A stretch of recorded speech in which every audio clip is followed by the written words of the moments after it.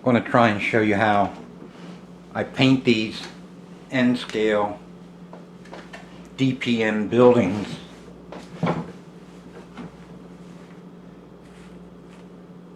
I bought this set of brushes. They have various thicknesses and styles. This is a flat edge. I use that for painting big broad surfaces.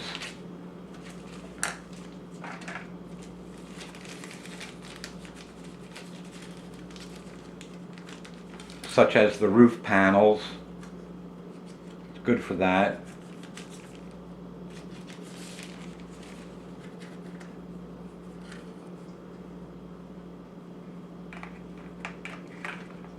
We then have what they call the fan style, which is smaller, but also the edge is rounded.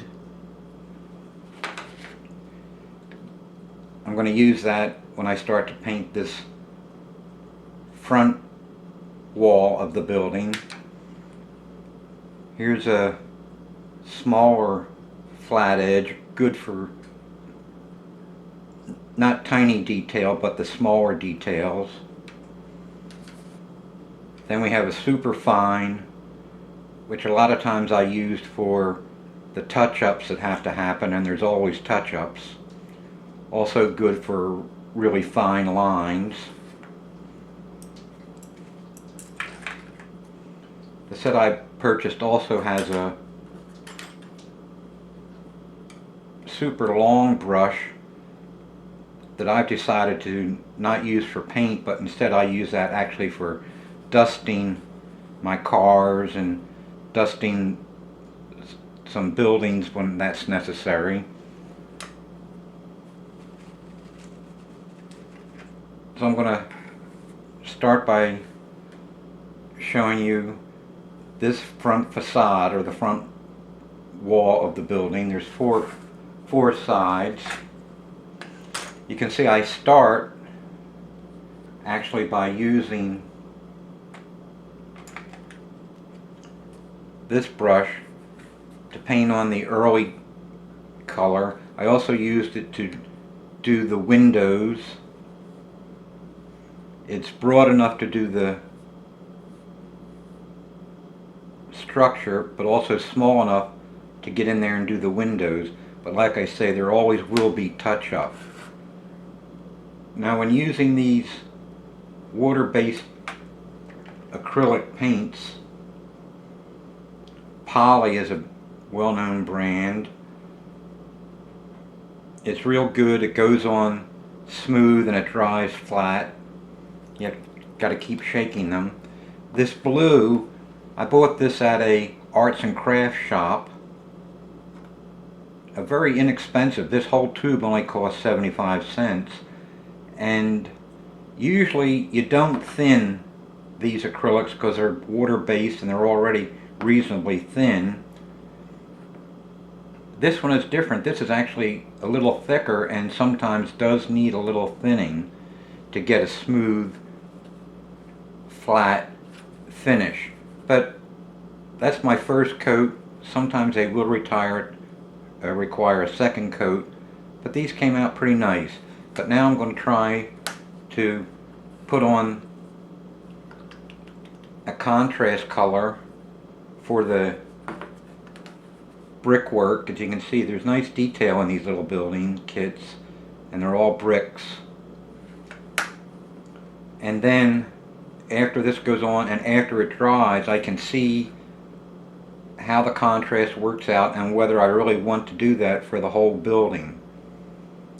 By just doing the front here, where I'll see most of the contrast, I'll be able to tell whether I like it. If I don't like it, then I can change the color and paint over the bricks with another color.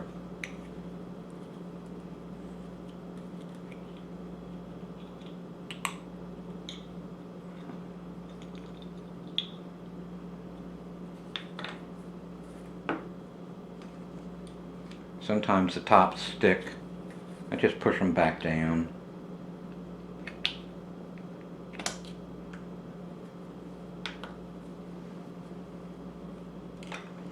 can see these end scale buildings are very small. This one is a little more than 2.5 inches wide by a little more than 2 inches tall.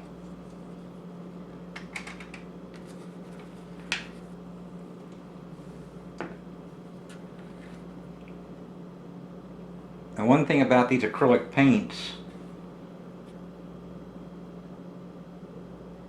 you do have to get paint on the brush.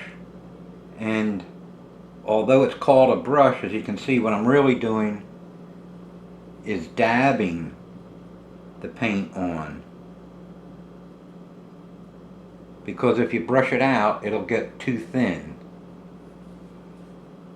And we don't want that.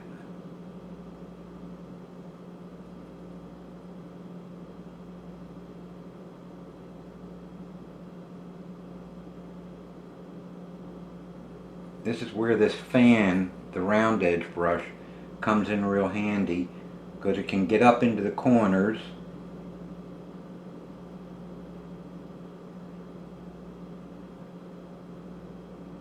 and allows me to draw a nice line. But I have found that there's always touch-ups.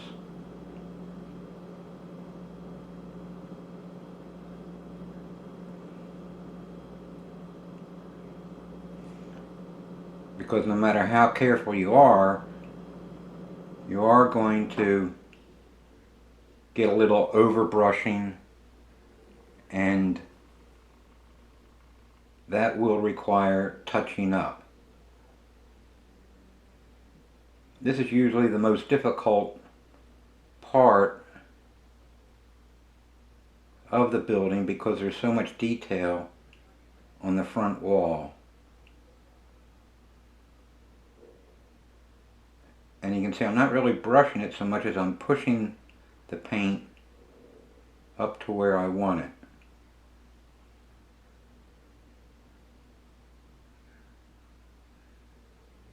And I leave it in pools because it will dry down and flatten out.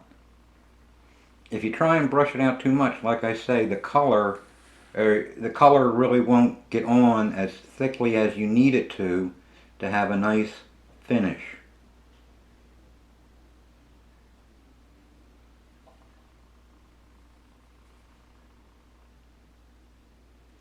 Also, what I tend to do, or I like to do, is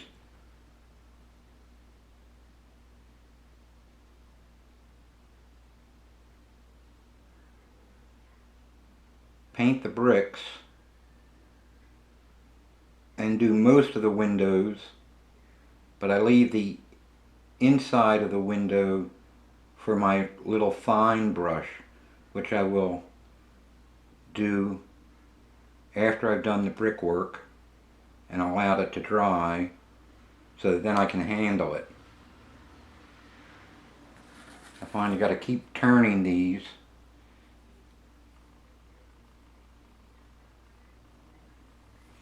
And you do have to have a good amount of paint on the brush to get that coverage. You're not going to get coverage if you don't use enough paint.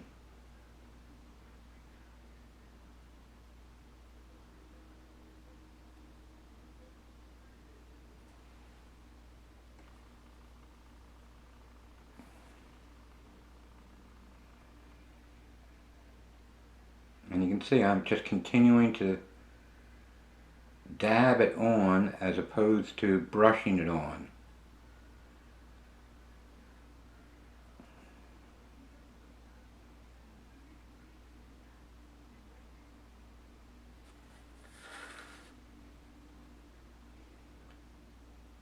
And it's really hard to tell what the final color is going to be until it dries, because it will dry generally a little darker.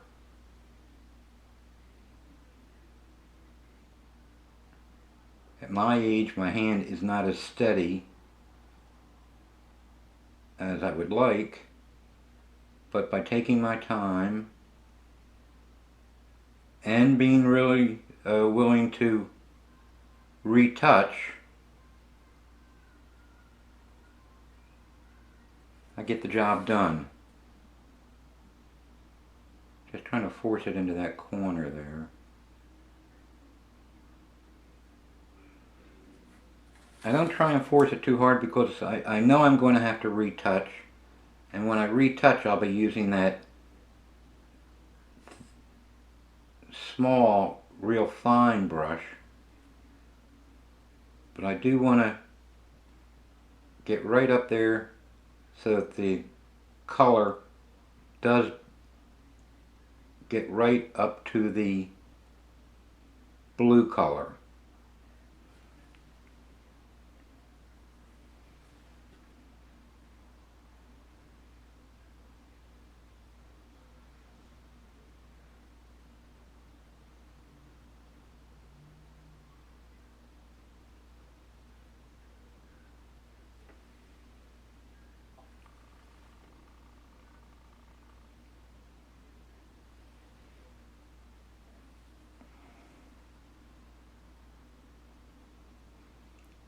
And like I say, I'm not worried about painting inside the windows yet.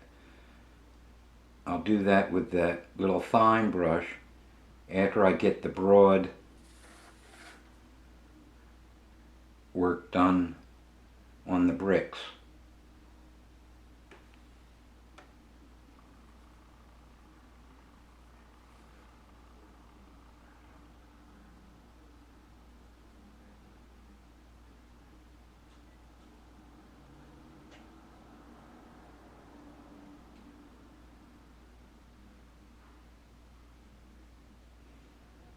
And remembering, we are going to be doing touch-ups, and sometimes we have to touch up the touch-ups.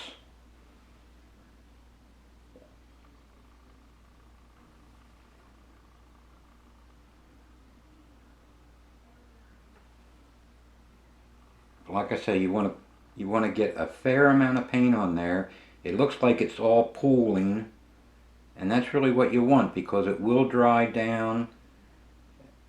This poly is a nice, drying, flat, smooth, if you put enough paint on it. If you don't put enough paint on it, then you won't get good coverage.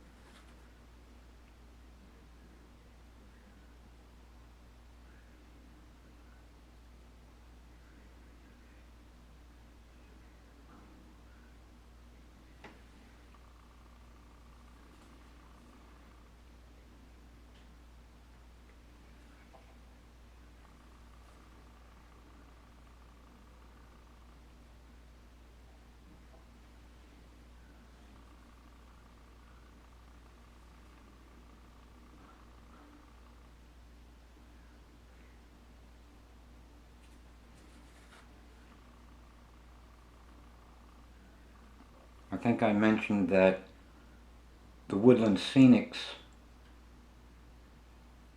suggested colors are more muted than what I've decided to do. I've wanted it a little more colorful. They've suggested grays and tans, and that's fine. That was the old traditional look of the old buildings.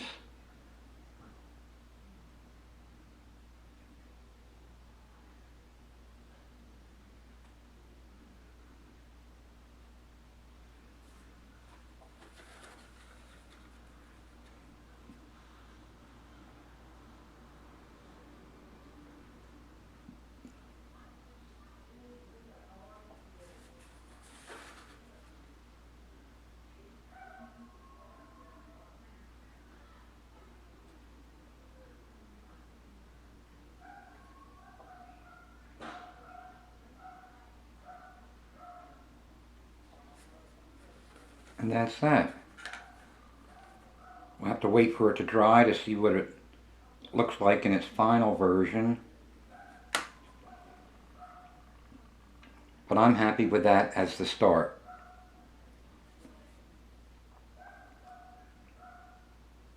We'll see how it looks later on.